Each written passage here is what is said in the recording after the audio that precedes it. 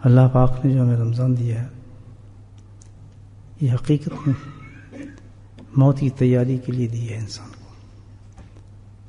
اگر رمضان ہمارا صحیح گزرا تو سمجھو اللہ کے فضل سے انسان کی موت بھی پھر صحیح ہوگی.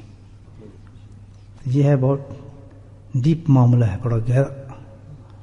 رمضان کو سطحی نہ سمجھیں بلکہ یہ ہماری موت کو سنوارے گا اور موت کو صحیح کرے گا. تو رمضان کی تیاری ہے حقیقت میں موت کی تیاری ہے, اور وہ ہے گناہ. انسان کے گناہ جو ہے وہ ساری جتنی عبادات ہوں, کیسی بھی عبادت ہو, اس کو خراب کر دے گا.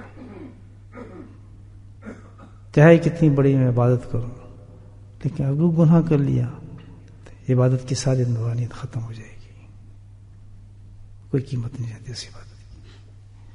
اب رمضان کی تیاری یہ ہوئی کہ ہمیں آج اس چیز کا جائزہ لینا پڑے گا کہ کون کون سے ایسے گناہ ہیں جس سے ہمارا رمضان خراب ہو جائے گا. جی بڑی چھوٹی چھوٹی اللہ پاک نے قرآن حکیم میں جس طرح فرمایا ہے کہ ظاہری گناہ بھی چھوڑ دو اور باطنی گناہ بھی چھوڑ دو, ان قریب تم اس کی سزا دی جائے گی. کہ وہ گناہ کی طرف ابھرے, گناہ کی طرف دعوت دے رہا ہو اسے, اور وہ کہ میں اللہ کی خاطر نہیں کرتا ہے گناہ. اللہ کا سبحان اللہ لگتا ہے, بس گریٹ ہو گیا انسان. یہی تو انسان کی جنت ہے, یہی اللہ کا قرب ہے. سب سے زیادہ قریب جو لوگ ہوں گے اللہ کے نزدیک وہ وہی لوگ ہوں گے جنہوں نے سب سے زیادہ اللہ کی خاطر اللہ کی باتوں کو مانا ہوگا اور گناہوں سے بچے ہوں گے. باطنی گناہ کہاں سے کریٹ ہوتے ہیں؟ انسان کے اندر سے ہوتے ہیں.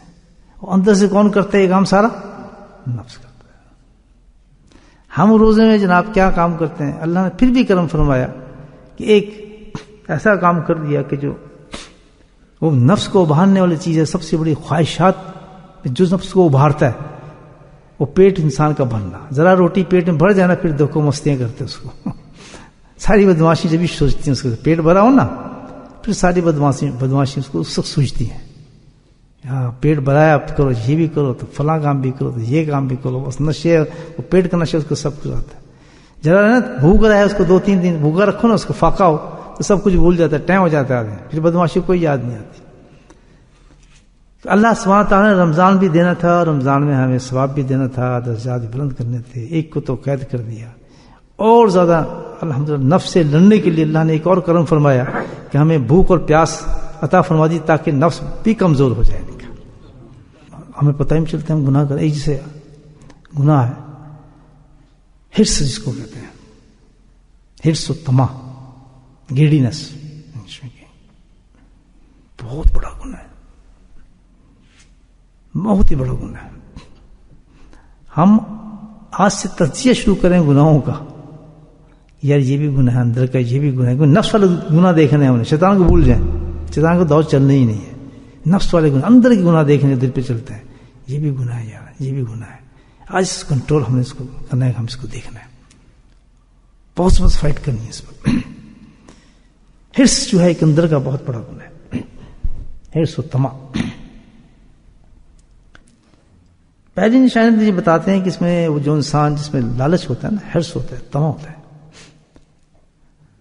وہ دن رات اس کا ایک ہی خیال ہوتا ہے, بڑھوتی, پیسے بڑھوتی, پیسہ پیسہ پیسہ پیسہ گننا, بینک میں دیکھنا, ادھر دیکھنا, یہ دیکھنا, خواب بھی میں یہ, ادھر بھی یہ, بیٹھا ہے تو وہی خیال آ رہا ہے, چل رہا تو وہ خیال آ رہا ہے. ہر وقت دکان ہے تو دکان گھوم رہی ہے, فیکٹری تو فیکٹری گھوم رہی ہے, مکان ہے تو مکان گھوم رہے ہیں. اس کے ذہن میں ایک چیز گھومتی رہتی ہے, یا کس طرح اور پیسہ بڑھا لوں, یا کس طرح وہاں سے نکال لوں پیسہ, یا بس ہو جائے گا, ٹھیک یہ ہو جائے, فنا ہو جائے. چلو جس کو یہ ٹیکنیکل لوگ کیا کہتے ہیں, یہ ترقی یہ تو ہم ترقی کر رہے ہیں بزنس میں, یہ تو پروگریس کرنے کے لیے سوچ رہے ہیں. اس کی سوچ اس میں ڈوب جاتا ہے انسان.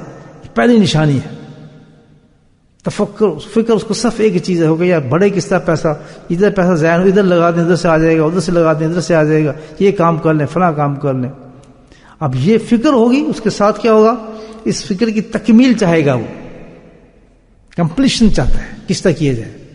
اب اس کے راستے میں اگر کوئی حلال و حرام کی تمیز ختم ہو جائے گی, پھر اس کی یہ طمع بتاتا ہے, یہ طمع یہ مرائض پھیلاتا ہے لالچ. حرام اور حلال کی جو تمیز ہوگی اس میں, وہ فرق ختم ہو جائے گا. اس اپنے جو راستے کو مکمل کرنے کے لیے پھر وہ شرعی حدود کو نہیں دیکھے گا کہ اس حدود سے میں آگے نکل گیا تو حرام ہو جائے گا مولا، بلکہ کیا ہے کہ وہ اپنی ضروریات کو مد نظر رکھتے ہوئے ان کو فراموش کر دے گا اور وہ اپنا معاملہ پورا کرنے کے لیے کوشش کرتے آدمی. یعنی ایک قسم کے حرام کا جو حد ہے اس کو کراس کر جاتے آتے. یہ حریص آدمی کی نشانی ہے. ہم جا کے سلام کر لیں وہ کر لیں، تو انہوں نے بتایا کہ یہ جو راستہ ہے یہ اس طرح نہیں ہے. اگر تم نے کسی بزرگ سے ملنے بھی جانا ہو تو اس طرح جاؤ کہ وضو کرو، 2 رکعت نفل پڑھو، نفل کر کے اللہ سے دعا مانگو اور پھر اس کی بزرگی میں حاضری دو، تو الحمدللہ تمہیں دیکھو کہ اس کا تمہیں فیض پہنچے گا.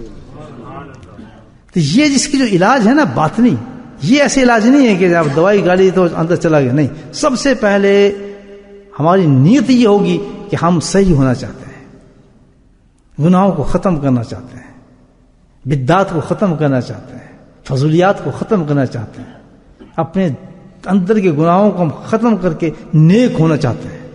جب یہ نیت ہوگی، اس نیت کو قبول کرنے کے بعد پھر جو اس راستے کا جب مجاہدہ کرے گا تو اللہ تعالیٰ اس کے لیے مدد کرنا شروع کر دیتے ہیں. اور یہ قرآن کہتا ہے جاہدوا فینا لنہدینہم سبلنا. جس وقت تو شروع کرے گا نیت کرنا کہ اللہ تعالیٰ میں گناہوں سے معافی چاہتا ہوں، مجھے معاف کر، ونہدینہم سبلنا کہتا ہے میں تیرے لیے راستے ہی کھولتا چلا جاؤں گا. تو نیت ہو اگر صاف کرنے کی تو سب سے پہلا علاج جو اس کا یہ ہے کہ اس حرص کو ختم کرنے کا یہ ہے کہ مال کو خرچ کرو. سبحان اللہ بولے، مال کو کیا کرو؟ خرچ کرو. اب ہم نے حرص ختم کرنی ہے تو جو مال ہے نا ہمارا بینکوں میں پڑا ہے، ادھر پڑا ہے ادھر پڑا ہے، تجوری میں پڑا ہے، ادھر رکھا ہے ادھر رکھا ہے، تو ہم اب کیا کہیں اس کو خرچ کرنا ہے. ہم نے ایک چیز اور سن لیں کہ جب اللہ کے راستے میں انسان مال ہو، علم ہو، عمل ہو، جو چیز خرچ کرے گا، لوگوں کو دے گا، تقسیم کرے گا، تو کیا ہوگا؟ اللہ تعالیٰ اس کو بڑھاتا ہے اور اس کے بدلے میں دیتا ہے 1 گنا نہیں، 2 گنا نہیں، 3 بلکہ 10 گنا دیتا ہے. 10 گنا ملے گا ہمیں اس خرچ کرنے کا. ہم اس طریقے سے خرچ کریں گے، سنت طریقے پہ.